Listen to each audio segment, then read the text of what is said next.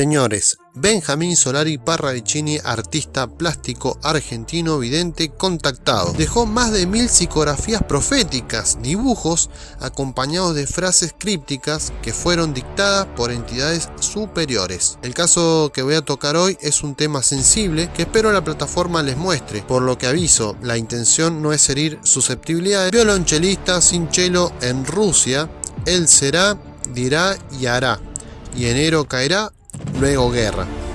El músico al que se refirió esta profecía del año 1938 es de León Teremin, que fue un científico, músico e inventor soviético, conocido por crear el Teremin, uno de los primeros instrumentos musicales electrónicos. Aunque inicialmente estudió violonchelo, su trayectoria lo llevó a abandonar el instrumento tradicional para dedicarse a la invención de dispositivos electrónicos, lo que lo convirtió en el violonchelista sin chelo de Parravicini. Teremin falleció en 1993, pero en 1991 viajó a Estados Unidos a dar sus últimos conciertos. En dicho año, Ucrania se independiza como país de la antigua Unión Soviética y debate qué hacer con las armas nucleares heredadas de la rota URSS. La frase enero caerá se refiere al año 2014, cuando a fines de enero y principios de febrero comienza entre Ucrania y Rusia lo que la profecía cita al final. Continúa la predicción del pelón con otra psicografía hecha por el mismo Nostradamus Argentum. Oso Mar, en cualquier momento los rusos se echarán en sus feudos. Nadie les estrechará, mas sus instintos serán alarmantemente anulados. Nada de almas amigas.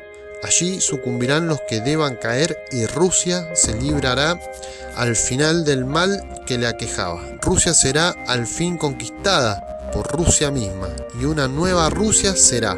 Caerán allí mandones y el que más afianzado está rodará hasta el anonimato de los muertos que también rodaron. Un insignificante hombre hallará nombre mote y de él se reirán. Pero un día, de los tantos que tendrá Rusia que esconder, el hombrecito dará un salto tan alto que dará al mundo un susto y después Rusia sucumbirá como antisocial. Vivirá en bien y para el bien. Benjamín Solari Parravicini, agosto de 1940. Esta psicografía es una de las más reveladoras para con lo que sucedió con Rusia y Ucrania después del 40 hasta nuestros días. Hoy, con todo lo que sucedió, es más fácil interpretarla, pero si ustedes se sitúan en la fecha en la que se dibujó y escribió, es muy difícil imaginar una Unión Soviética desintegrada, ya que abarcaba muchos países que hoy gran parte de ellos son europeos, por lo que el profeta tuvo visiones del más allá o de su amigo ángel para hacer semejante predicción. Si miramos en la superficie de esa especie de tablilla donde se encuentra todo el texto, vemos la cara del oso por un lado y el mar negro por el otro, haciendo alusión a la recuperación del mar con su frase oso mar. Comienza el texto escrito en el año 1940, en cualquier momento los rusos se echarán en sus feudos. Nadie les estrechará, mas sus instintos serán alarmantemente anulados. Acá claramente hace alusión a que nadie le va a ayudar y solo se disolverá, lo que sucedió en el fin de la Unión Soviética rusa el 25 de diciembre de 1991, tras la renuncia de Mikhail Gorbachev como presidente. El texto continúa. Allí sucumbirán los que deban caer, y Rusia se librará al final del mal que le aquejaba. Rusia será al fin conquistada por Rusia misma, y una nueva Rusia será. Esto haciendo alusión a la nueva capital de Rusia, Moscú, ya que antes en la URSS era Kiev, la actual capital de Ucrania. Caerán allí mandones, y el que más afianzado está rodará hasta el anonimato de los muertos que también rodaron, cita la profecía. La disolución de la URSS en 1991 marcó el colapso de un sistema y la caída de numerosos mandones que se tratarían de figuras de poder asociados al régimen soviético. Entre los más destacados se encuentran Mikhail Gorbachev, por ejemplo, como el último líder de la URSS que, aunque no cayó en un sentido tradicional, renunció el 25 de diciembre de 1991, disolviendo formalmente la Unión Soviética.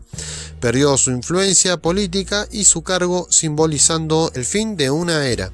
Tenemos a miembros del Comité Estatal de Emergencia, golpistas de agosto de 1991, como Gennady Yanayev, vicepresidente de la Unión Soviética, lideró el fallido golpe contra Gorbachov, fue arrestado y posteriormente amnistiado, pero su carrera política terminó. Dmitry Yasov, ministro de Defensa, último mariscal de la Unión Soviética, encarcelado tras el golpe, quedó marginado tras la disolución. Vladimir Kryuchkov, jefe de la KGB, figura clave del golpe. Arrestado y desacreditado, la KGB se reorganizó como FSB en la Rusia post-soviética. Tenemos a altos jerarcas del Partido Comunista, PCUSS, que fue prohibido en 1991, y sus líderes como Vladimir Ivashko, secretario general interino, perdieron todo el poder. Líderes de repúblicas soviéticas que resistieron la independencia o figuras prosoviéticas en países bálticos y Ucrania, que perdieron autoridad tras las declaraciones de independencia. Y tenemos figuras simbólicas del sistema: Nikolai Ryzhkov, ex primer ministro soviético, representante de la vieja guardia económica.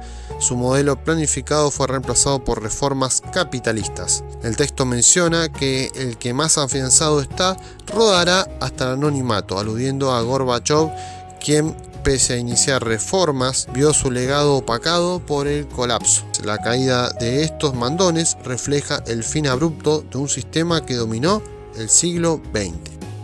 Un insignificante hombre hallará nombre mote, y de él se reirán. Pero un día, de los tantos que tendrá Rusia que esconder, el hombrecito dará un salto tan alto que dará al mundo un susto, y después Rusia sucumbirá como antisocial. El hombrecito mote se trataría de Putin. En la KGB le decían polilla pálida. Putin era rubio cuando era más joven, era de estatura más baja y no es que fuera ostentoso o carismático, así que era una referencia ofensiva y burlona de su aspecto físico y manera de desenvolverse en la vida, ya que la polilla es un insecto molesto, devoradora de ropa y encerrada en armarios. Las polillas son plagas en Rusia y este apodo se designa despectivamente a las mujeres que no son muy atractivas por lo general, lo que lo hace más denigrante todavía. En Europa y el resto del mundo se lo conoce como Putler, haciendo referencia al repatriado argentino Hitler. Este último apodo se dice que al mismísimo Putin le daría asco. También se le atribuye al texto que el hombrecito dará un gran susto al mundo y que por ese motivo Rusia caerá como la antisocial del mundo.